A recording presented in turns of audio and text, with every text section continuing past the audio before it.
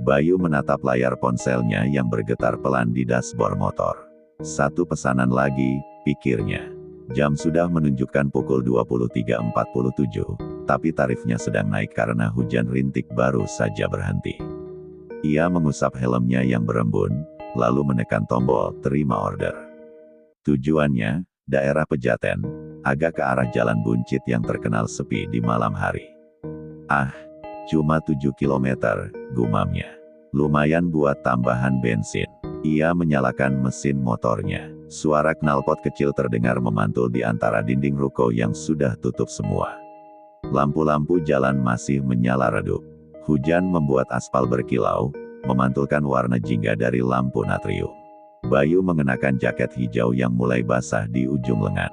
Ia sudah terbiasa dengan udara malam Jakarta yang lembab dan angin dingin selepas hujan.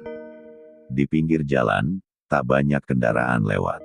Hanya sesekali mobil melintas cepat, menimbulkan cipratan air yang mengenai celana panjangnya. Sambil memacu motor, pikirannya melayang. Ia teringat sewa kos yang belum dibayar, dan ibunya di kampung yang tadi siang menelepon menanyakan kabar. Masih narik, Bu, katanya waktu itu. Doain aja biar rame order. Kini, di tengah malam senyap seperti ini, ia sedikit menyesal masih di jalan. Tapi bayangan dompet tipis memaksanya terus gas. Setelah beberapa menit, ia tiba di lokasi penjemputan, sebuah gang sempit di samping warung tutup, tanpa penerangan. Aplikasi menunjukkan titik penjemputan di ujung gang. Namun di sana hanya ada satu lampu bohlam redup menggantung di depan rumah kosong. Halo, Mbak yang pesan ojek? Tanyanya pelan, menengok kanan kiri. Tak ada jawaban, hanya bunyi air menetes dari talang. Ia mencoba menelepon nomor pelanggan. Sinyalnya lemah. Setelah 3 kali dering, panggilannya terputus. Yah, sinyal jelek banget di sini, gerutunya. Ia melirik sekitar. Hanya ada suara jangkrik dan sesekali anjing menggonggong jauh di ujung gang. Mungkin udah batal, pikir Bayu. Ia hendak menyalakan motor lagi saat matanya menangkap sosok di kejauhan. Seorang perempuan tua berdiri di tikungan gang, mengenakan kebaya lusuh berwarna coklat gelap. Di tangannya, sebuah gayung hijau dan tikar pandan tergulung. Bayu sempat mengernyit. Nenek siapa malam-malam begini? Ia mendekat pelan, tapi langkahnya tertahan ketika si nenek menoleh. Wajahnya keriput, pucat, dan matanya tampak hitam legam seperti tanpa bola mata. Nak, suara seraknya terdengar lirih. Bisa tolong antar nenek pulang? Bayu menelan ludah. Udara mendadak terasa dingin. Tapi ia berusaha sopan. Rumah nenek di mana? Nenek itu tersenyum tipis. Tak jauh, di ujung jalan besar. Nenek sendiri? Tanya Bayu, masih ragu. Nenek itu mengangguk pelan. Sendiri. Tolong ya, nak. Ada sesuatu dalam suaranya yang menimbulkan rasa iba dan ngeri sekaligus. Bayu mengangguk ragu. Baik, Nek. Naik aja. Nenek itu mendekat perlahan. Langkahnya nyeret, seolah setiap gerakan meninggalkan bekas dingin di udara. Ia duduk di jok belakang, memeluk gayungnya erat-erat. Bau aneh tercium, seperti air bunga 7 rupa yang basi bercampur amis. Bayu menyalakan motor. Rumahnya di arah mana, Nek? Ke depan sana, lurus saja, jawab nenek itu pelan. Bayu mengangguk, mulai memacu motor. Di spion, ia bisa melihat wajah nenek itu nyaris tak bergerak. Ia mencoba menenangkan diri. Mungkin cuma nenek biasa. Jangan mikir aneh-aneh. Tapi rasa merinding tak bisa ia hindari. Setiap kali motor melewati lampu jalan, wajah nenek itu terlihat lebih pucat, seolah cahaya memudar di sekitarnya. Setelah beberapa menit, mereka sampai di sebuah tikungan yang sangat sepi. Nenek, rumahnya di mana ya? Kok belum kelihatan? Tanya Bayu. Nenek itu menatap lurus ke depan. Sudah dekat. Dekat kemana? Bayu melirik spion. Nenek itu menunduk, suaranya makin lirih. Ke tempat nenek biasa, memandikan. Memandikan apa? Tanya Bayu, agak bingung. Nenek itu mengangkat wajahnya. Senyum mengembang lebar, terlalu lebar untuk ukuran manusia. Jenazah. Bayu sontak mengerem mendadak. Motor terguncang, hampir jatuh. Ia menoleh ke belakang. Jok motor kosong. Tidak ada siapa-siapa. Ia tertegun, jantungnya berdetak kencang. Astaga, hanya gayung hijau yang kini tergeletak di jalan, masih meneteskan air. Bayu menatapnya lama, lalu buru-buru memungutnya, melempar ke pinggir jalan, dan tancap gas secepat mungkin. Napasnya memburu. Mungkin cuma halusinasi, capek kali. Tapi matanya sempat menangkap sesuatu di spion, bayangan nenek itu berdiri di tengah jalan, memandangi motor yang menjauh. Bayu hampir tak bisa bernapas. Ia menatap lurus, tak berani menoleh lagi. Sesampainya di jalan besar, lampu-lampu kembali ramai. Ia sedikit lega. Gila, mungkin tadi cuma kebetulan. Bisa aja neneknya turun duluan. Ia tertawa kaku sendiri, tapi rasa dingin di punggungnya belum juga hilang. Sesampainya di kos, ia langsung mandi dan berbaring. Tapi rasa kantuk tak datang. Dalam kamar sempit bercat hijau muda itu, aroma air bunga samar-samar tercium. Ia mengira mungkin sabun kamar mandi, tapi makin lama baunya makin kuat.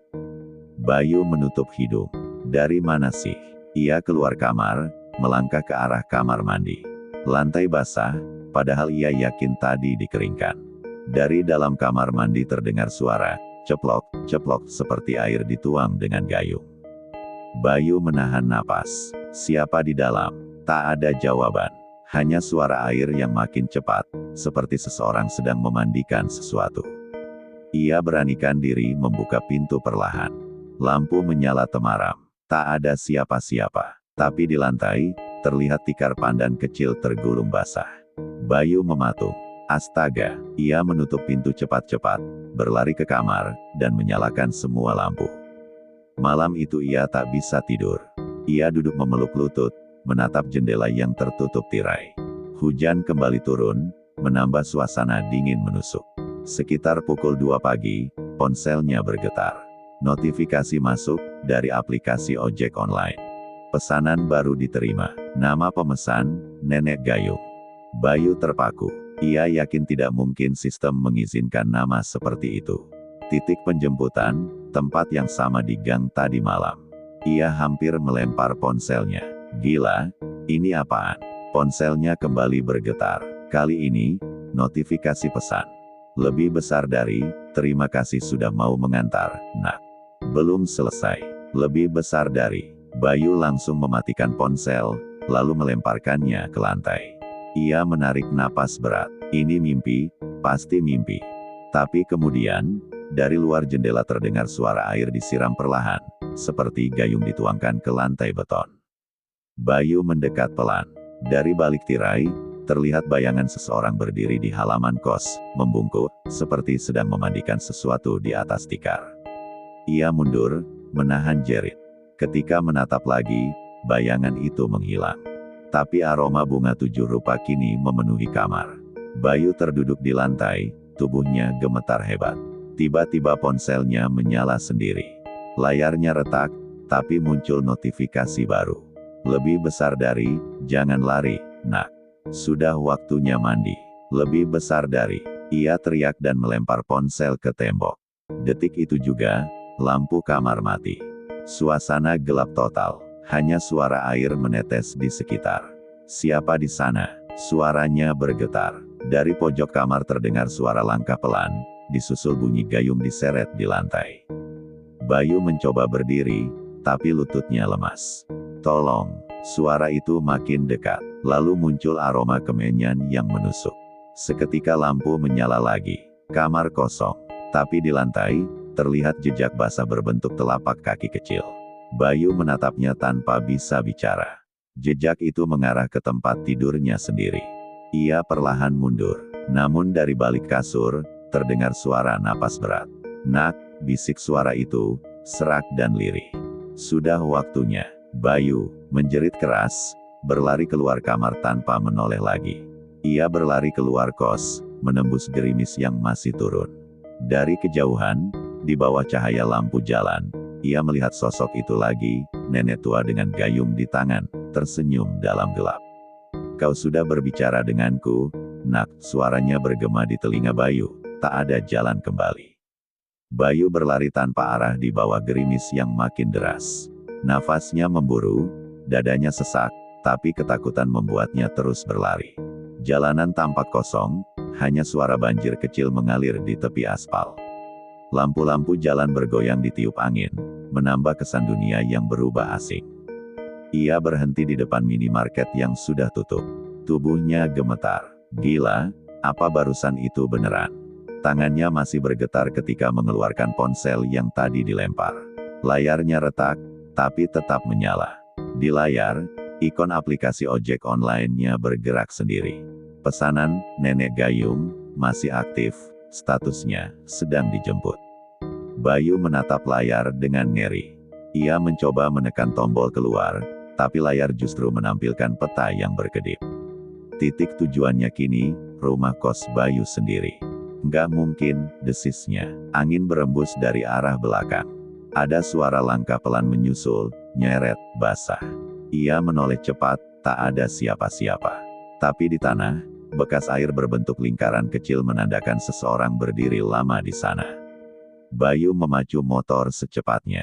Ia tak peduli arah, asal menjauh. Hujan deras membuat pandangannya kabur. Ia sempat berpikir mencari masjid atau pos ronda, tapi semua tampak kosong, seperti dunia mendadak ditinggalkan. Setiap tikungan ia lalui, namun entah kenapa, jalan yang dilaluinya selalu kembali ke tempat yang sama, gang sempit dengan rumah kosong dan lampu bohlam redup. Bayu berhenti mendadak. Ini nggak mungkin. Aku muter dari arah berlawanan tadi. Ia mencoba menyalakan GPS, tapi sinyal hilang. Layar hanya menunjukkan satu kata, kembali. Bayu menatap kosong. Kembali, kemana? Dari dalam rumah kosong itu, terdengar suara gayung dicelup ke air. Klep, klep. Bayu menutup telinga. Enggak, ini cuma halusinasi. Tapi kemudian, terdengar suara perempuan tua bernyanyi pelan dari dalam rumah. Lagu itu lirih, seperti doa untuk orang mati. Ia mundur pelan, tapi kakinya tersandung sesuatu. Tikar pandan tergulung, basah, meneteskan air berwarna kemerahan. Astaga, gumamnya. Ia melempar tikar itu, lalu tancap gas sekuatnya. Motor melaju kencang, tapi Bayu merasa seolah ada beban di jok belakang, seperti seseorang ikut menumpang diam-diam. Udara di sekeliling terasa makin dingin. Bayu bisa mendengar napas lembut tepat di belakang telinganya. Pelan saja, nak. Suara itu membuat darahnya membeku. Ia menoleh sekilas, dan di spion, tampak wajah nenek itu menatapnya. Matanya hitam legam dan senyumnya kaku. Bayu menjerit, membanting motor ke pinggir jalan. Tubuhnya terpental ke tanah basah. Saat ia menoleh, motor itu tetap berdiri tegak, meski tanpa penyangga, dan lampunya berkedip seperti bernapas. Dari balik kabut hujan, nenek itu muncul perlahan. Gayung di tangannya meneteskan air. Nak Bayu, suaranya pelan, tapi menggema di kepala Bayu. Kau sudah berbicara denganku. Sekarang waktunya kau mandi. Bayu merangkak mundur. Pergi, aku nggak mau. Nenek itu mendekat, langkahnya tak bersuara. Setiap tetesan air dari gayungnya menimbulkan kilatan aneh di aspal. Tiba-tiba, sebuah mobil patroli lewat di kejauhan. Lampu merah birunya menembus kabut. Bayu berteriak sekuat tenaga, "Pak, tolong saya." Mobil itu berhenti. Dua petugas keluar, berlari menghampirinya. "Mas, kenapa? Kecelakaan?" tanya salah satu. Bayu menunjuk ke arah nenek itu. "Dia, Pak, ada nenek. Dia mau." Ia berhenti. Di tempat yang ditunjuk, tak ada siapa-siapa. Petugas itu saling pandang. "Nenek siapa? Di sini kosong." "Mas." Bayu tercekat. "Tadi di situ, saya sumpah." Petugas lain menepuk bahunya. "Mas, udah malam. Hujan, mungkin ngelindur. Ayo, kami antar pulang." Bayu hanya bisa mengangguk. Ia duduk di mobil patroli dengan tangan gemetar.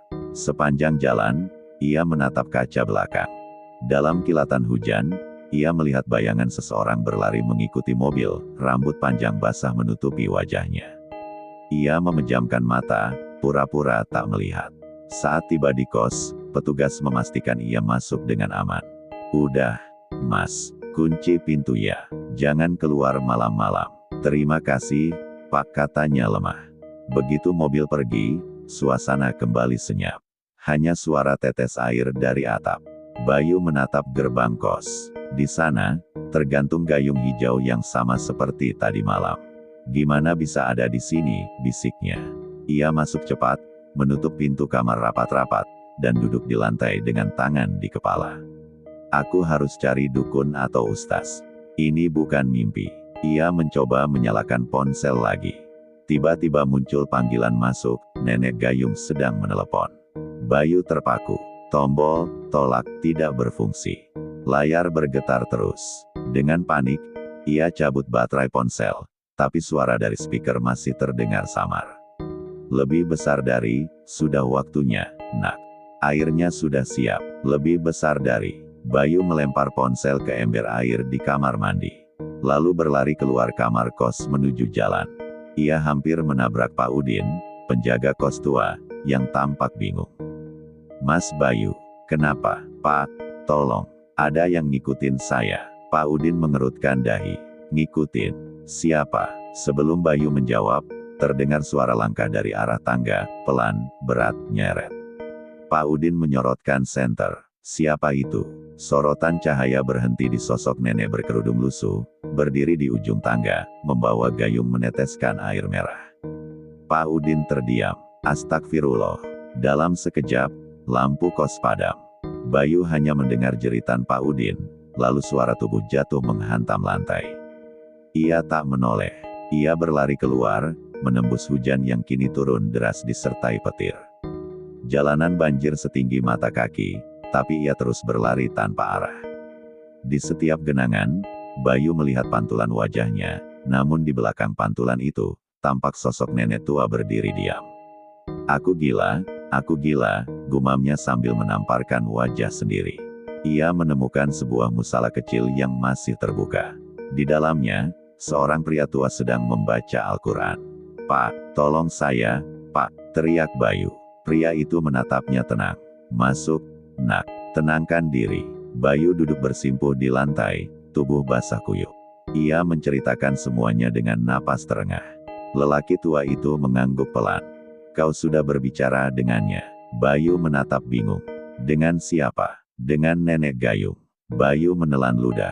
Jadi dia beneran ada. Pria itu menatapnya lama. Dulu, ada perempuan tua yang suka memandikan jenazah. Tapi suatu hari dia meninggal, tak ada yang mau mandikan. Sejak itu, rohnya mencari gantinya. Gantinya, ya, siapapun yang menanggapi suaranya, akan jadi pengganti memandikan kematian. Bayu terdiam, keringat dingin bercampur air hujan di pelipisnya. Tapi, saya cuma bantu dia. Saya nggak mau apa-apa. Niatmu baik, tapi dia tak peduli. Kau sudah menegur, itu cukup untuk mengikatmu. Terus saya harus gimana, Pak? Pria tua itu berdiri, mengambil air wudhu. Kau harus lawan dengan doa dan cahaya. Tapi ingat, kalau airnya menyentuh kulitmu, selesai sudah. Bayu mengangguk, ketakutan. Ia berdoa sekuat tenaga, mengikuti bacaan dari pria itu. Namun tiba-tiba, suara klep-klep, terdengar dari belakang musala. Pria tua itu menoleh cepat. Dia datang. Dari arah pintu belakang, kabut masuk perlahan. Bersamanya, aroma bunga 7 rupa memenuhi udara. Bayu menggigil. Dalam kabut, sosok nenek itu muncul perlahan. Gayung di tangan, tatapannya kosong namun tajam. Kau menunda mandi, nak. Bayu mundur. Tolong, Pak, doanya, Pak. Lelaki tua itu membaca ayat-ayat suci dengan suara keras, tapi angin berembus kencang, memadamkan lilin di musala. Dalam gelap, terdengar air disiram keras. Biur, Bayu menjerit. Pakaian bagian belakangnya basah dingin. Tidak, jangan sampai kena kulit, teriak lelaki tua itu. Bayu berlari keluar musala, menembus hujan, tapi langkahnya terasa berat seolah ada tangan yang menarik dari belakang. Ia menoleh, nenek itu berjalan mengejarnya perlahan, namun setiap langkahnya membuat bayangan di tanah semakin panjang dan gelap.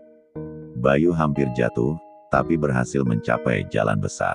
Di sana, lampu-lampu kota terlihat seperti titik-titik harapan yang jauh. Namun setiap kali ia menatap ke kaca jendela toko, bayangan nenek itu selalu ada di belakangnya, membawa gayung meneteskan air darah. Kenapa nggak bisa kabur, desisnya dengan suara serak. Dari kejauhan, azan subuh mulai terdengar. Udara terasa berubah sedikit hangat. Bayu menatap ke langit, meneteskan air mata lega. Tapi saat menunduk, ia sadar, kakinya basah kuyup bukan oleh air hujan, melainkan air dari gayung yang menetes pelan-pelan di atas kepalanya. Ia menatap ke belakang. Nenek itu berdiri di sana, tersenyum lebar, tikar pandan terbentang di tanah. Sudah siap, Nak Bayu. Sekarang, giliranmu dimandikan.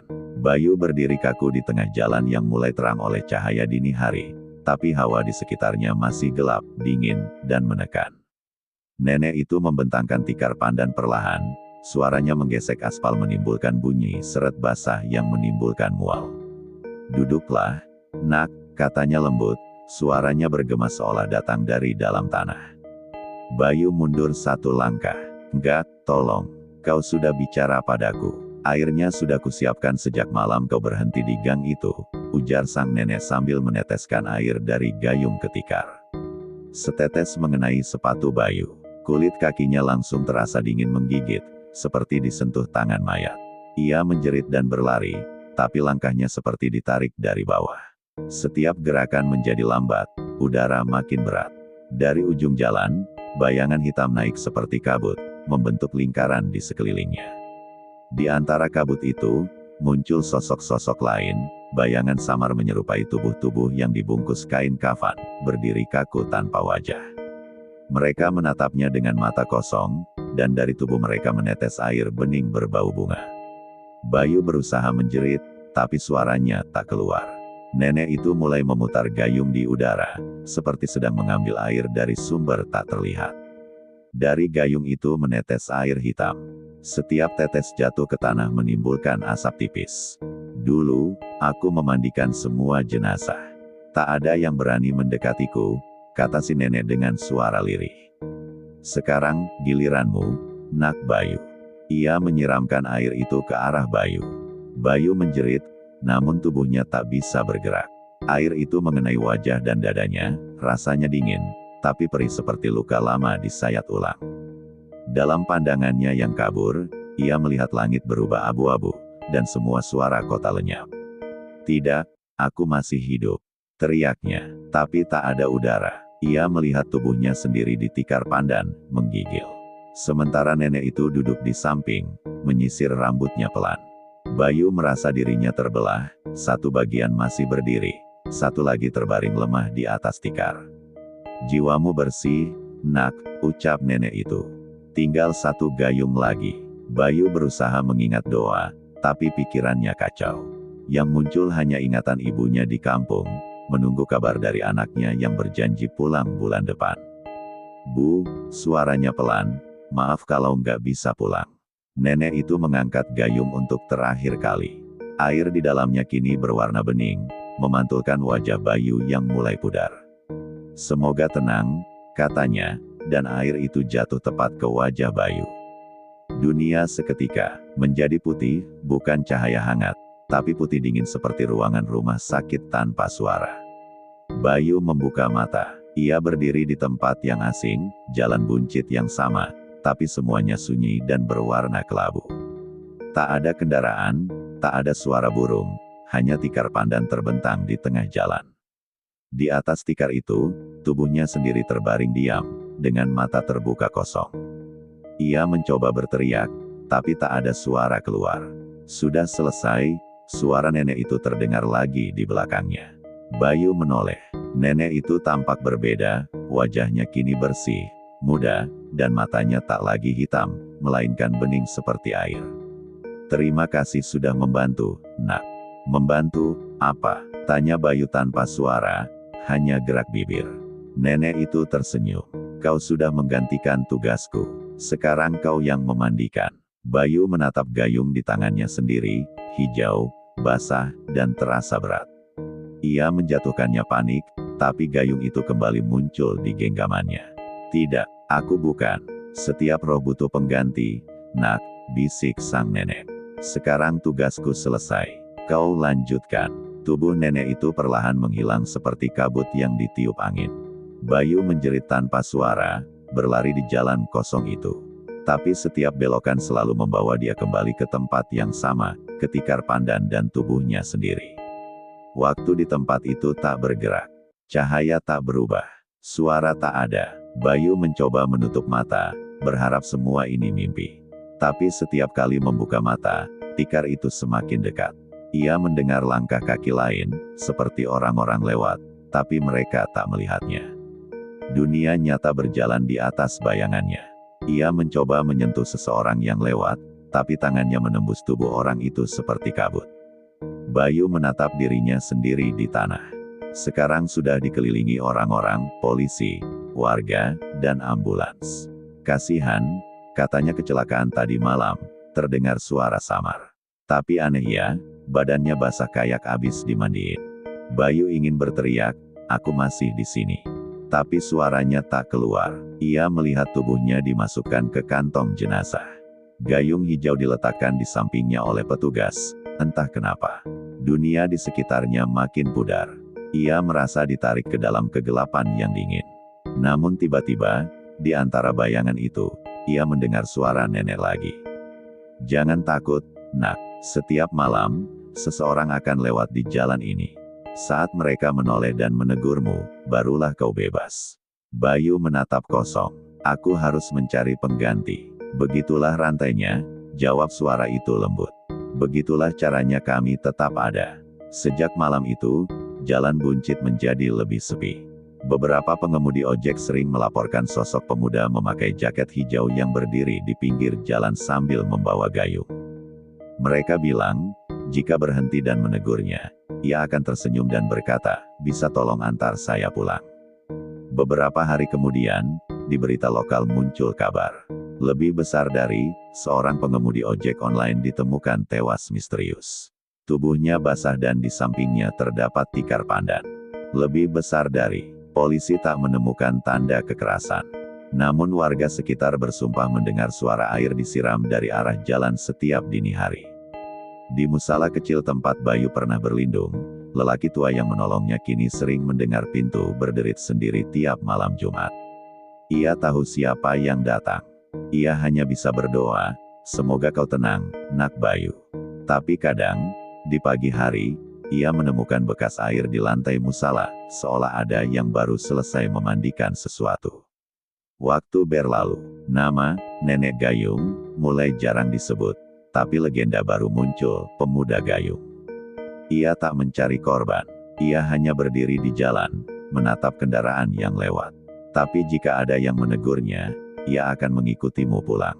Beberapa sopir ojek sesama Bayu mengaku bermimpi didatangi temannya itu. Dalam mimpi, Bayu duduk di tikar pandan, tersenyum samar. Aku cuma mau pulang, katanya dalam mimpi itu. Tapi tak satu pun dari mereka berani menjemput. Suatu malam, seorang pengemudi baru, Anton, melihat sosok yang sama di pinggir gang, di bawah lampu bohlam redup. Pemuda itu memakai jaket ojek online, wajahnya pucat, matanya kosong. Di tangannya, gayung hijau meneteskan air. Bang, mau saya antar kemana? Tanya Anton, belum tahu siapa dia. Pemuda itu menatapnya lama, ke tempat yang sama waktu dulu. Anton mengangguk, merasa kasihan. Ia membonceng pemuda itu dan melaju ke arah jalan buncit. Saat melintas di jalan besar, udara mendadak dingin. Anton merasa beban di motor makin berat. Ia menoleh ke spion. Jok belakang kosong. Tapi di tengah jalan, terlihat gayung hijau jatuh, meneteskan air ke aspal. Anton berhenti, menatapnya bingung. Lalu terdengar suara dari belakang, terima kasih, nak. Sudah mau antar. Anton menoleh cepat. Tak ada siapa-siapa. Di kejauhan, lampu-lampu kota bergetar seperti berkedip perlahan. Malam itu, Anton tak pernah kembali ke rumah. Motor dan helmnya ditemukan di pinggir jalan buncit, di dekat tikar pandan basah. Sejak itu, warga setempat percaya, setiap kali hujan turun tengah malam, dan terdengar suara air disiram dari kejauhan, itu berarti ritual baru dimulai.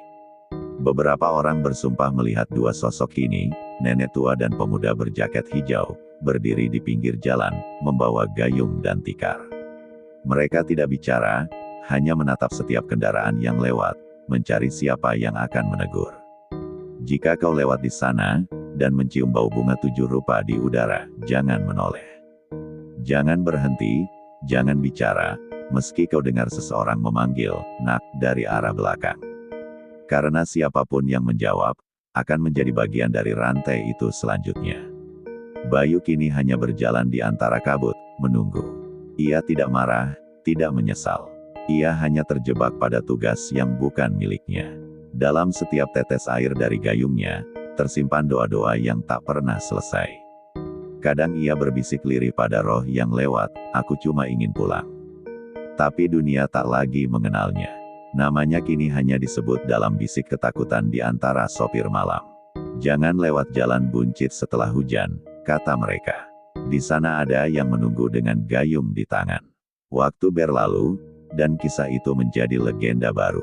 Tapi bagi sebagian orang yang pernah merasakannya, itu bukan legenda, itu peringatan. Karena di kota ini, tak semua jalan membawa pulang. Ada jalan yang berujung pada tikar pandan dan air bunga 7 rupa. Dan ada suara lembut di malam hujan yang akan memanggilmu, "Nak." Sekali saja kau jawab, tak akan ada yang bisa menyelamatkanmu. Kau akan dimandikan dalam diam, di bawah cahaya lampu bohlam redup yang menyala sepanjang malam. Dan esoknya, orang-orang hanya akan menemukan tikar basah dan gayung hijau di pinggir jalan. Mereka akan menunduk, membisikkan doa, lalu berjalan cepat, pura-pura tak melihat. Tapi dari balik kabut, dua sosok itu masih berdiri, nenek tua dan pemuda berjaket hijau, menatap setiap wajah yang lewat. Karena di malam hujan berikutnya, satu panggilan baru akan terdengar lagi. "Nak, bisa tolong antar nenek pulang?"